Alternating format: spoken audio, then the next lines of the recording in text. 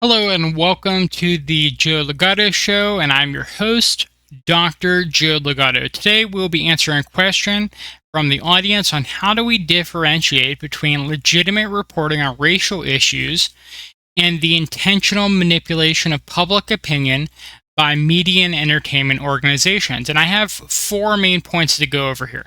The first is we have to assess the biases of the media and entertainment organizations. So we have to see what are their funding sources, what are their beliefs for the people making the news, and then we also have to look at and assess our own biases as well. So what do we want to believe about this situation? Do we want to believe that it's intentional manipulation, or do we want to actually believe that the racial issue is occurring? And so I would say overall, just assess what biases exist within this situation on your end, on the end of the people conveying the news to you. And once you know those biases, you can have a better idea about whether the news story is legitimate or not. Another thing worth considering is how do we differentiate between legitimate reporting on racial issues and the intentional manipulation of public opinion by media and entertainment organizations? You have to understand the situation. So assess how likely is the story that you're being fed, right? Is this something that is just being told to you during a time of heightened tension anyways, and they're fomenting further tension? Does the story make sense in general?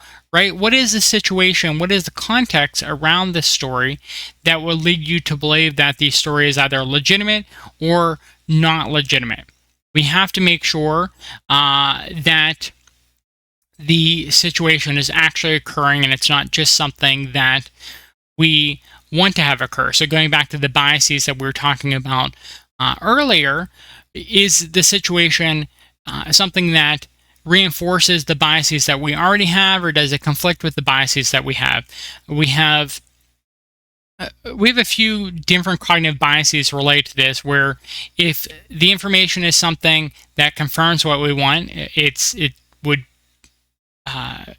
be something that would go through our confirmation bias, so we would be more accepting of the information because it's already something that we want to believe in.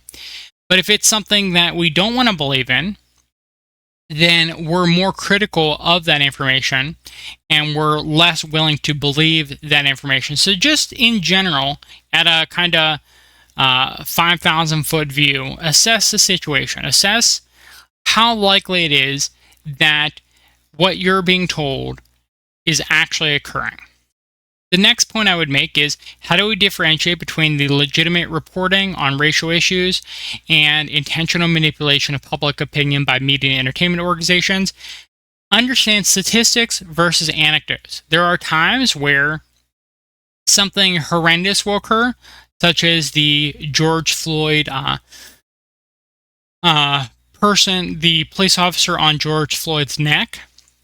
But we have to assess whether that's something that frequently occurs or not in general. And then we also have to assess, is it potentially a racial incident, or is it just police brutality in general? And what we know is that similar instances have occurred with police officers acting that way towards white people as well. I don't know for sure, but I believe the person's name was Tony Timpa or something like that, who was in a similar situation to George Floyd, where he was treated very poorly, let's say, by the police officers, and there is video evidence of it as well. And so you have to assess whether, one, is it a racial incident? So statistically look at, is this more likely to occur for one group of people versus another? And that's not as easy as it seems. So you not only have to look at the absolute numbers, but you have to look at their percentage of the population, and you also have to look at their percentage of violent criminals and things like that. And so there's multiple different ways of looking at statistics, and unfortunately that means that there are multiple different ways of lying with statistics, or at least finding statistics that represent your own worldview and your own biases. And so we have to figure out, is it a racial incident or is it police brutality? And then we also have to figure out, is is what we're being fed a likely situation, or is it a very unlikely situation in general? And what we've seen is typically there is some elements of police brutality that need to be looked at in the United States. And that makes complete sense too when you think about it, where it's like, what type of person typically goes into a position where they have authority over others and they have judgment calls they get to make about whether they like punish other people? Because that's what being a police officer is. It's punishing other people. You don't go around giving people gold stars, so you're not rewarding people, you're punishing people. And typically the type of people that go into those roles are bullies, or they're people who have been bullied and want to become bullies themselves. And so there's a lot of elements of being a police officer, particularly in American police culture, that is very toxic and leads to police brutality elements. And so you have to consider that. You have to think about that. But is that a racial thing? Is there a racial component to police acts? And that's something separate to consider from the police brutality element. So yeah, just going back to statistics versus anecdotes, you have to figure out, assess the situation logically. And if you don't want to assess the situation logically, that's fine too. If you just want something that confirms your prior beliefs, you're welcome to it. Go for it. But don't go around saying that it is something that is it is more likely to occur. It's a racial incident or something like that, because if it's not really. So just assess the situation, make sure that you're actually viewing the situation accurate, or if you're not viewing the situation accurately, then just kind of keep that to yourself. And the last point I would make is, how do we differentiate between legitimate reporting on racial issues and the intentional manipulation of public opinion by media and entertainment organizations? I would say learn to critically think about topics. You need to be able to assess situations objectively, or as objectively as possible. And part of that is not coming in with particularly strongly held beliefs on an issue and just kind of looking at things as objectively as possible. And I know that can be difficult whenever you're assessing a situation that is near and dear to your heart, but as much as possible, kind of come in with the, I would say, the intellectual humility to understand that your own biases, your own perspective might be wrong about things.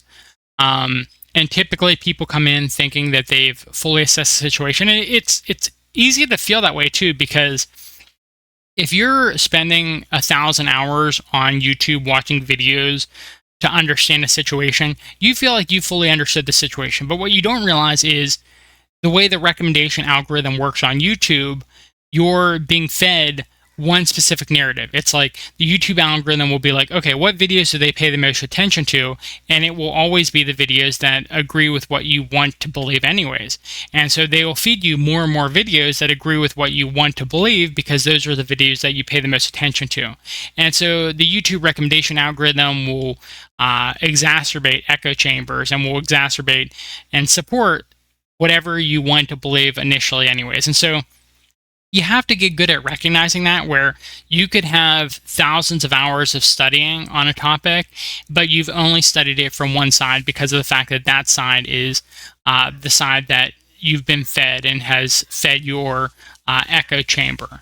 And so just critically think about how legitimate is the information, and just come at it with a intellectually humble point of view. And so those are my answers to how do we differentiate between legitimate reporting on racial issues and the intentional manipulation of public opinion by media and entertainment organizations.